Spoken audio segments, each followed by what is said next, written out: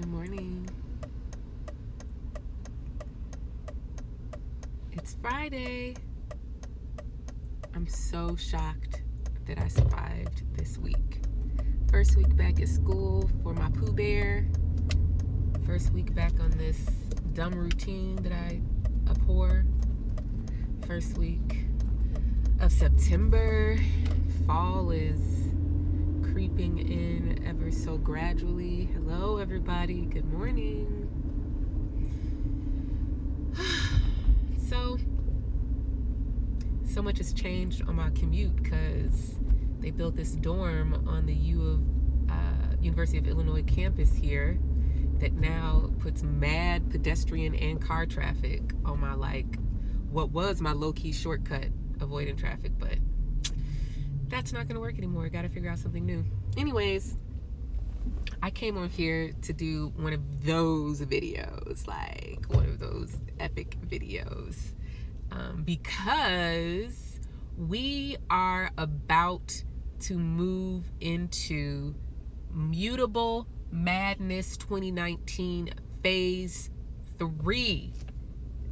This particular phase of MutableMadness coincides with number 3 stellium of 2019. So there's two I would say, there's several stories and patterns and themes where we've been watching.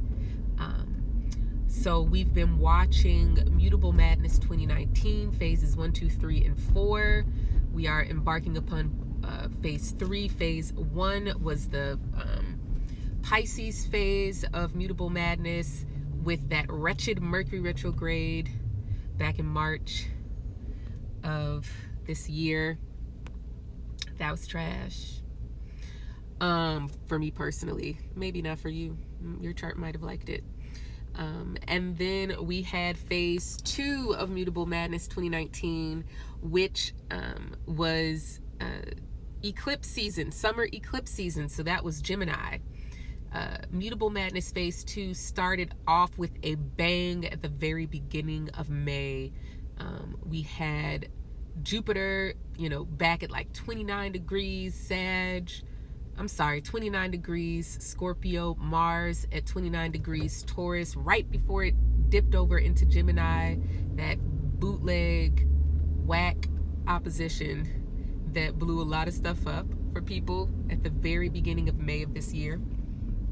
And then May 5th or 6th? May 6th. Mars hopped over into Gemini and we were in eclipse season, and that lasted until the beginning of August, when Mercury stationed direct at 29 degrees Gemini and sat there for a few days, triggering all types of eclipse nonsense and all kind of stuff. So we've been away from Gemini. Gemini can be kind of chaotic. Gemini likes to do more than one thing at a time, and so it often means that we're juggling multiple jobs, multiple projects, multiple relationships, that kind of thing with Gemini. So now we are about to embark upon the Virgo phase of MutableMadness 2019. And this Virgo phase is also happening to be the third, hey Katrina, the third stellium of 2019. The first stellium was Cancer. That was whack too. Everything was whack. No, I'm just kidding, y'all. Don't listen to me. I mean, hey Reed. But to be honest, it really was whack. Immigrants are still locked up in concentration camps and detention centers.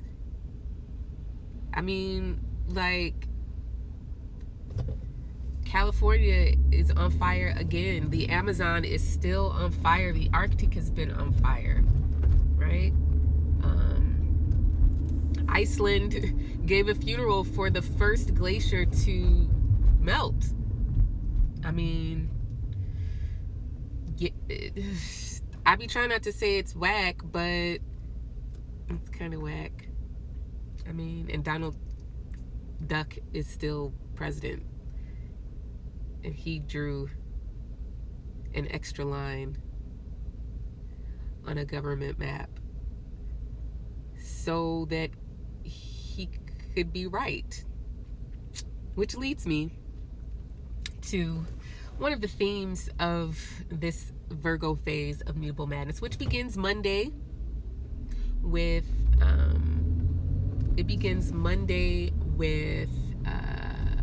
Venus entering Virgo. Like the next day, Mercury enters Virgo, and they're going to conjoin in Virgo. That's our first Virgo conjunction. And then Virgo phase of Mutable Madness lasts until like November 10th or something like that. And like immediately we go into this like super intense Sagittarius thing that starts with Jupiter and Sagittarius on November 4th. So as a reminder for those of you who might be new here, I know I got a whole lot of new followers who joined like at the tail end of summer and didn't really get to meet me and didn't necessarily know what I do. So FYI for all of those people, I am a sidereal astrologer. I am not a Vedic astrologer, and I never ever talk about tropical astrology. So if you are only familiar with your tropical birth chart, all of the things that I say will not necessarily apply to your chart, but you will still be able to understand kind of the big picture collective stuff that I'm talking about. The other thing is that you can go to my website, thepeoplesoracle.com, and in the menu click Sidereal Birth Chart, and there are instructions there that teach you how to cast your Sidereal Birth Chart. And then one other thing I was going to say, I do not use 13 signs. I am not a Vedic astrologer. So if you do not know the difference, we'll have to have that conversation another time. So back to Virgo. All right. Virgo. Everyone is talking about Virgo on the tropical side of astrology Twitter because apparently it's like Virgo season or something like that. But one of the things that I always say about Virgo to really help people understand is that Virgos are not perfectionists. Virgos are scientists and mathematicians. If we were to examine Virgo through the lens of Mercury, which is the planet in charge of it, we would see some similarities and connections between Gemini and Virgo. I've learned a lot about Gemini this year, and so I want you to just look at Chunky Warlock here doing the most Virgo thing ever. I love you because you're like my son. You're like my son's chart, and so I get you. But one of the things that we could see if we compare and kind of contrast both Mercury ruled signs, Gemini and Virgo, against each other, you could say that what Gemini does with words, Virgo does with numbers. Both of these signs often lack nuance and tend to miss context. This is not inherently a problem. When you want to go to the store and purchase your orange juice, you do not want the cash register judging you for how many calories of sugar that you're going to take in. Hey, Winter, right? When you go to the bank to get your money out, you do not want the banker or the ATM to be all up in your business, asking you what you're spending your money for and saying, well, you know, you just took out $50 last week, right? The judgment and context and accountability that Jupiter provides in the form of Pisces and Sagittarius is not appropriate in so many circumstances, right? So Virgo and Gemini at their best represent these circumstances where it is necessary to take things at face value. Shut up, reading. So when we're taking things at face value, we want things to add up. 1 + 1 = 2. Now, if you recall, my dear Virgo friends, there's a lot of y'all on here right now because I remember y'all's chart, and this person is driving like a crazy person. Come on, just let me come. Thank you. Okay. All of that not to let me over, and he all the way back there. See, this is why you can't trust white man drivers. Anyways, yeah, I said it. So I did a couple videos earlier this year.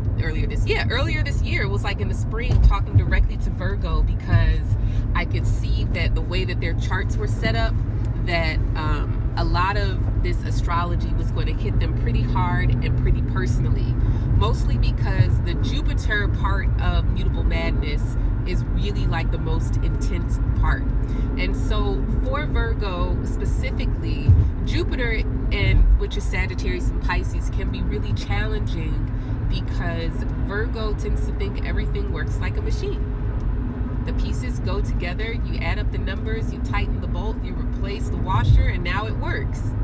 And then like when you get into relationships where feelings are involved and instinct is required, and when you are required or being asked to be more active, aggressive, insistent, intentional, less passive, less reactive, less conforming, less let me figure out how this works or how to make this work, more how can I make this what I intend it to be.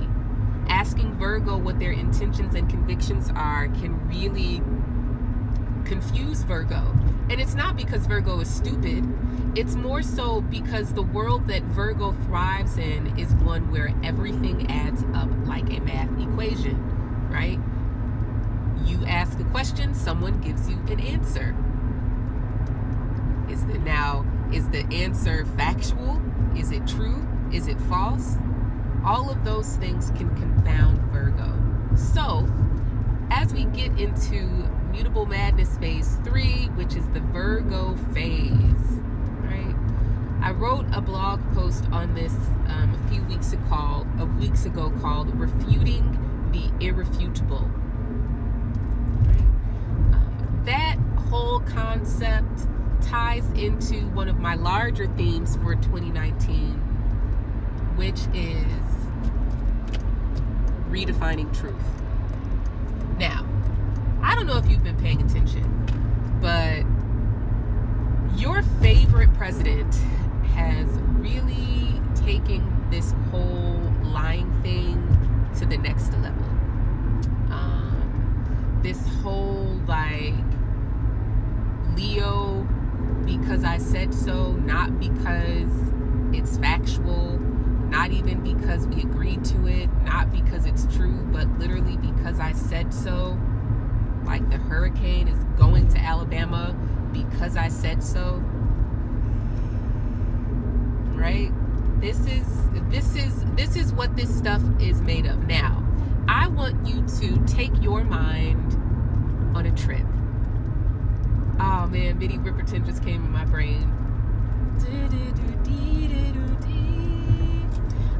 Anyways, I want you to go back to a year in our lives, which will be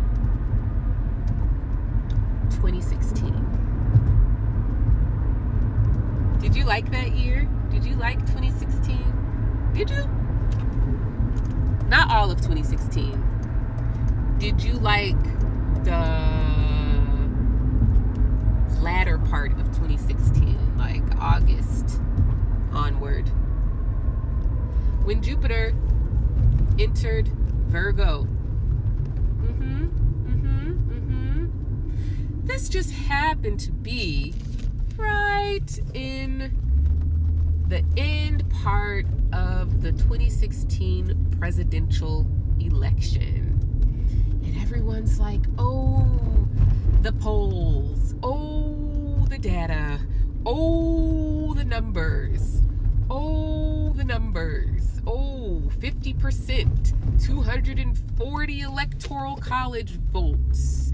If she does this, right, all of the projections and the prognostications that turned out to be moot, wrong, inaccurate because why? Why were the numbers wrong, y'all? Why were the numbers wrong? Why was the data wrong? Oh, poor Virgo. Poor Virgo. You believe everything that people tell you? Oh, I'm gonna vote for Hillary. No, you didn't, actually, you liar. Oh, isn't that wild, Winter?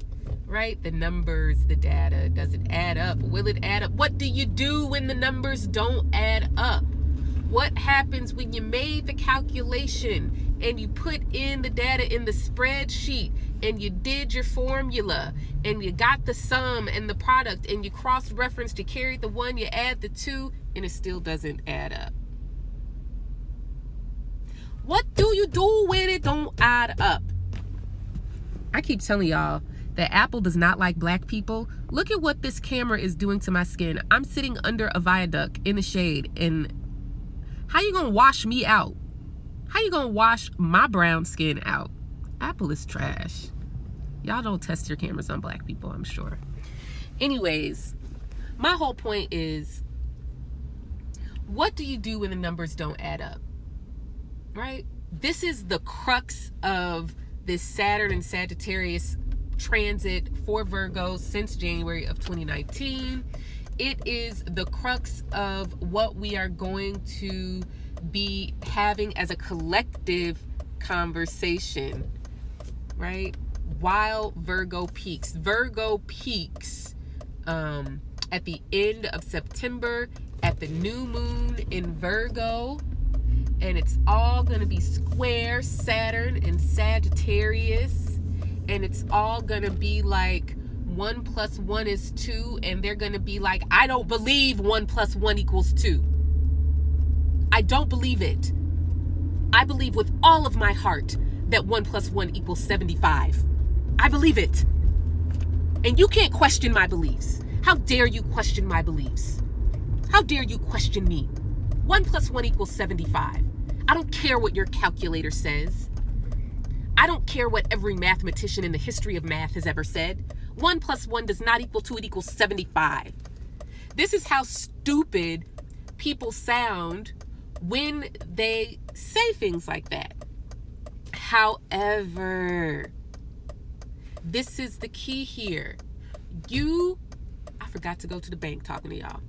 You cannot, I'm gonna have to do this another day again.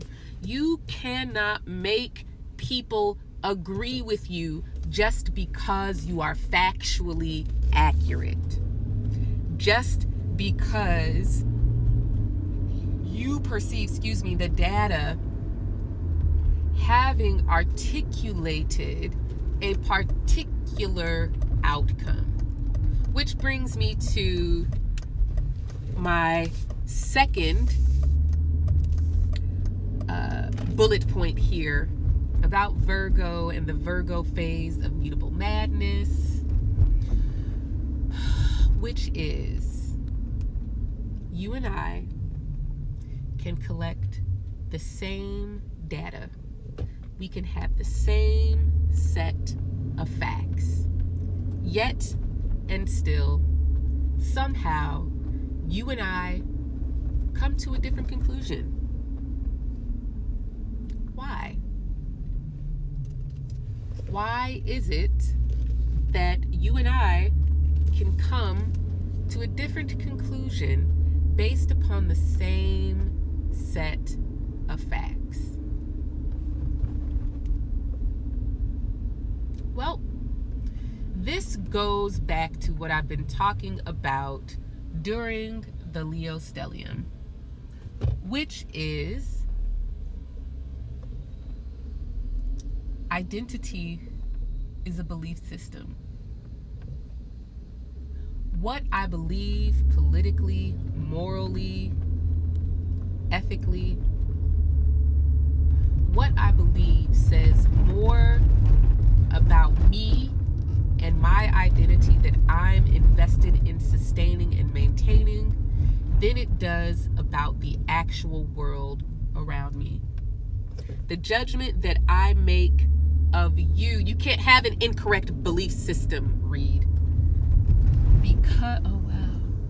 Because the judgment that I make of you and who I think you are and how I feel about you and my perception of you says everything about me and my identity, and it says nothing about you. Can we make, quote, objective, end quote, assessments of people? Sure. I can say the same thing that everyone else says. I can agree to what the largest amount of people agree to. That is what being objective means. That's what the consensus means. It means that I perceive this person or thing in agreement with the largest number of people. Thank you. Support the students and the teachers. Have a great day. Thank you. Chicago Teachers Union here is about to strike. You want to know why? Because it don't add up, bitch. The numbers don't add up. Where's my raise? Where's my funding for these overcrowded classrooms, right? But they don't care because 1 + 1 = 75.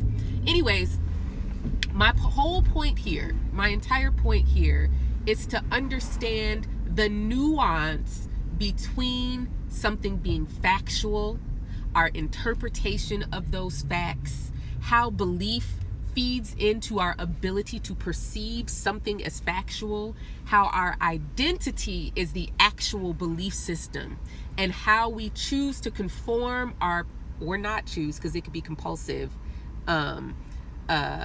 perceptions and judgments to an external dogma or doctrine. So here's the point. You and I could tell a different story about the facts because our interpretation of the facts is about maintaining our identity, which is what? A belief system. The way I interpret the facts has everything to do with who I am and nothing to do with data, nothing to do with math, nothing to do, right? Are y'all feeling me? So it's so important to understand that when we get into these conversations with people about their belief systems and their politics, and we're trying to appeal to their humanity and make them see us as people, and we're trying to get them to understand that Donald Trump is destroying the earth and climate change is real, you have to understand that what you are competing against is not an idea. You are not competing against an idea. You are, gosh darn it, the heck. You are competing, you are challenging their identity, their very fundamental belief about who they are. If I accept that racism is a real and present danger as a white person, if I accept that white supremacy is a real and present reality, if I accept that, then I have to accept that I benefit from these systems. Now, there are people who decide that they don't want to accept that, right? There are people who decide that, hey, yes, racism is so real. Gosh darn it, the heck, that white supremacy. However, they're like, but I'm poor, and so I don't benefit, right? Again, this has everything to do with their identity. I don't care how many spreadsheets and studies and anecdotal evidence and polls and economic numbers, history. I don't care what you bring to someone. If they do not want to relinquish their identity, they will not believe what you say. Don't care how factual you are, because 1 + 1 = 75. Y'all feel me? You hear what I'm saying? You understand what I'm giving you today? So let's bring this down to the personal as we close today. When we bring this down to the personal, I want you to think about how many times the same piece of data, that data is your life, your experiences, your relationships, your interactions, your reactions, your disposition, right? That same evidence comes across your face 50 gazillion times. You have the same conversation with people. You having the same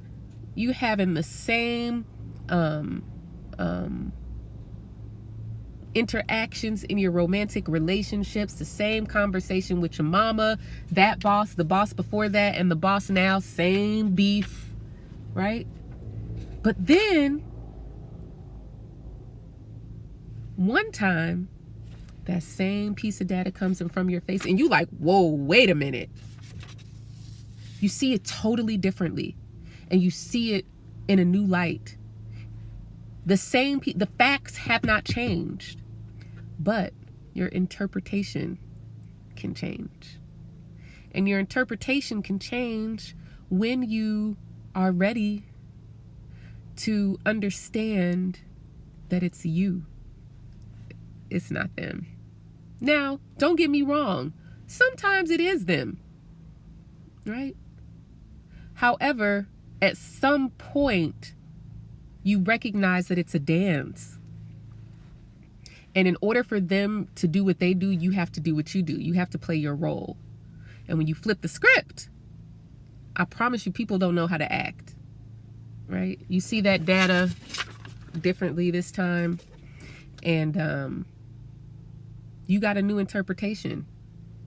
So this is about refuting the irrefutable, or the so-called irrefutable. That thing that you're like 1 + 1 = 2. Like, oh my God, what is the problem? Did you not go to kindergarten? How are you functioning in the world not knowing that 1 + 1 = 2? Like, it's 75. It's 75, isn't it?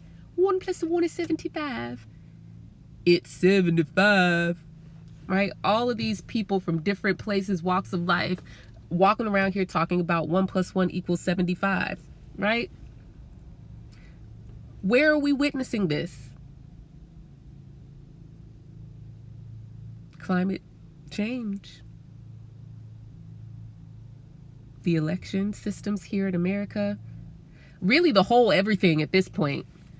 The whole everything is the issue now, because now we see that everything is a consequence of climate change, and our whole entire system economically is indicted as a causal factor in climate change.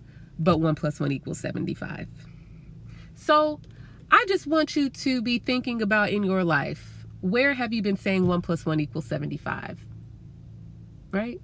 Where have you been saying 1 + 1 = 2 in the face of people who refuse math? So what do you do when it doesn't add up?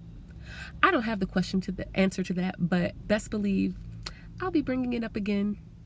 All right, you guys, I have to go do work, and then I have 50 gazillion things to do.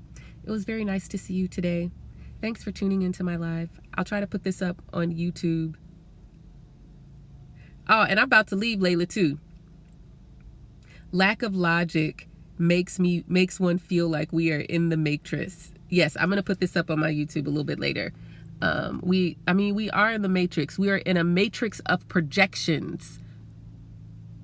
We're in a matrix of, I don't want to be one of those woo-woo people, but y'all be making me be woo-woo, and I be trying not to talk like this, but we are in a matrix of projections, because people cannot see that the way that I'm judging you has everything to do with me and not you. Yes, you could be causing me real harm.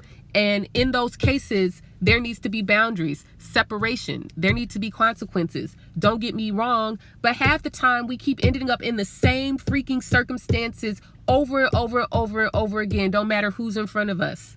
We having the same conversation. I had this thing happen, and it's been happening like increasingly. I become more aware of it every time I'm high, where I'll be having a conversation with a particular person, and this person is talking, But like, I realized in that moment that this person is not talking to me. And like in the moment, it feels like I've walked in on a one-sided phone conversation. Like they're on the phone and I can't hear the person on the other side, but they're supposedly talking to me. Right? You see what I'm saying? So like, this is how humans are, right? I would the next time. But this is the thing. This is the thing about projection. Projection is the way that humans can perceive themselves, right? This projection in itself is not bad. The issue is when you identify with your projection or you don't recognize that you're projecting, right? The moment you recognize you're projecting, or the moment that you can recognize someone else is projecting onto you, you immediately stop taking it personally because you realize that person is not talking to you. They are talking to themselves out loud in your presence. I promise you this. And I know this has happened when somebody is talking and talking and talking and they don't take a breath and there's no entry point for you to say anything, right? It's like you are not even there. It's not because they're trying to talk over you. They're literally having a conversation with themselves out loud and you're there witnessing. This particular practice has allowed me to stop taking things so personally because I recognize that, because it happens to me too, that I have this tape playing in my mind, and that tape is like the story of my identity. It's my narrative. It's my belief system about who I am and the way the world works. And it's constantly playing in the background. The minute I open my mouth, what comes out? That narrative, that belief system, that identity, right? It doesn't matter who I'm talking to. It doesn't matter what I'm talking about. What comes out of my mouth is that tape. Now, I'm becoming aware of this. This doesn't make me better than anyone, and it's hard, right? But every time I open my mouth, it's this belief system. So now when I'm talking to other people and I get into these conversations where people are like kind of repeating the same narratives over and over again, or, you know, just kind of, it's like, wow. It's like, hell yeah, right? Like they're opening their mouth and that tape is playing, right? It's kind of mindless, right? So this idea that we're consciously aware or that we're consciously choosing or deciding what we're saying or doing is just like, this year has taught me that like we have moments of consciousness, but we're mostly operating from the subconscious and unconscious. I mean, just look at Donald Trump. Every time he opens his mouth, that tape plays. The tape of, I'm so insecure. I need your validation. I need power. I need proximity to authority. Please, somebody look at me. Please, somebody like me. I'm right all the time. I'm never wrong. Don't reject me. Please. Every single time he opens his mouth, I don't care if we're talking about a hurricane about to hit America. Every single time. This is the narrative that comes out. So you can watch. I want you all to pay attention when you open your mouth or when you're in conversation with other people and you're having these intractable conversations, or these conversations where you keep broaching the same topic and having the same words over and over and over again. Like, stop, pause the tape. Are you present? Are you conscious? Are you reacting to your projection? And again, I don't like the way that most New Age people use that term, but I think I've done a good job of explaining it here today. I've got to go do work. All the worlds a stage and all the men and women we play, we have roles we play. Yeah, so I love y'all. Thanks for watching. Enjoy your Friday. Enjoy your weekend. I hope it's nice where you are. Bye.